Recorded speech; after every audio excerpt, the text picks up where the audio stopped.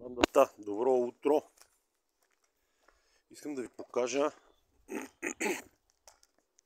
какво се случва и какво правим в момента. Не съм качвал в бая време, някакви месеци там, не знам си какво. С какво се занимаваме? Пиеме сутрешното кафе. И правим едно ново помещение от дърво. Само да покажа материала. Това са 4 кубика топола. Тук имаме бук, чан. Тук има още материали.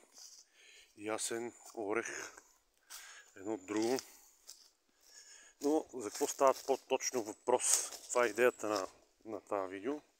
Правим ново помещение изцяло от дърво. Искам да го споделя с вас да го видите. Докъде сме? Процес на строителство.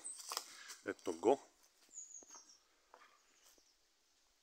Тук сме почнали обшивката да правим от ламперика. Ламперията е орех за сега. Тук покрива е започнат, има още работа.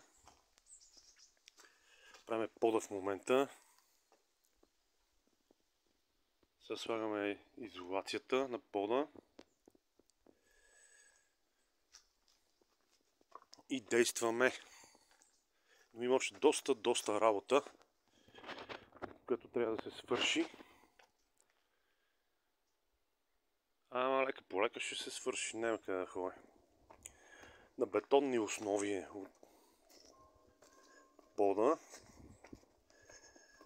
Не го решихме го правим с тухли, с фундамент и става много сложно. Така е по-лесно. По-леко е за работа. Това е, което иска да ви представя за сега.